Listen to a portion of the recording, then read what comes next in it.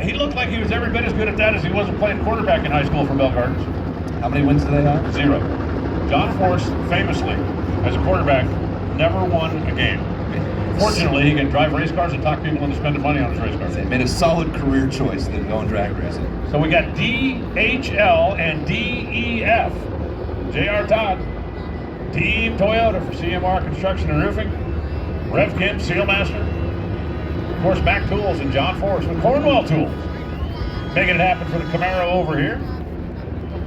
The living legend, California. Going to move up to the number 12 spot. John had a forgettable Phoenix. They definitely would like to come back here, home, a place that's been so good to them over the years, and try to bounce back, get back on the right track. Neither driver yet has a 3-second run on the board. Remember, there's just one shot yesterday.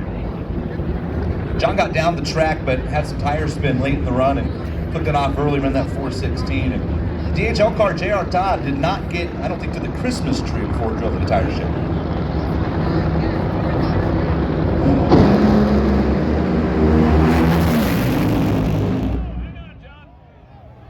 Hang on, John. Oh, they got together down there. John Force in the wall.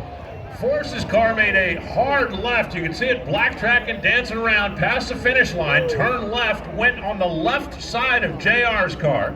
He got the parachutes out and coming back across, hooked the DHL Toyota and then went into the wall. Wild moment here. At In-Out Pomona drag strip, the NHRA Lucas Oil Winter Nationals. The two cars getting together down there. You can see John Force climbing out of his car. J.R. Todd got out of his car. The first thing he did was walk over and check on the champ and make sure that he's okay. Scary moment at the top end, but both drivers able to climb out of their cars and walk away. I have said it before, and I am absolutely certain I will say it again. Winning races is cool, setting records is cool, going fast is cool, but the single most important job any racing machine ever has is to protect your driver when something goes wrong. It's very rare for two cars to get tied up in the National Hot Rod Association, but that's what happened here, and both drivers able to climb out and walk away.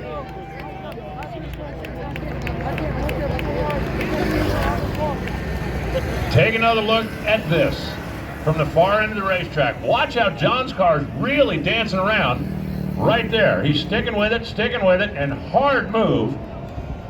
Right now he's thinking, keep it off the wall, get the chutes out, because he doesn't want to run into the back of JR, and he ends up going alongside him, and the parachutes grab the DHL car. John into the wall hard.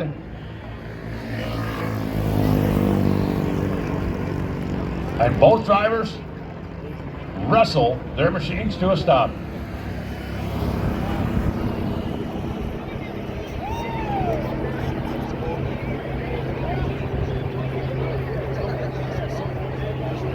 I can only imagine what's going through J.R. Todd's mind when he sees John on the left side, knowing that John was in the right lane.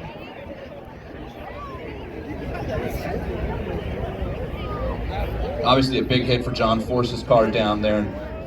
Both drivers jumped right out. You see them talking there, okay. They immediately saw John walk over. JR checked first, and then John walked over. They both gave each other, the thumbs up to make sure everybody was okay down there.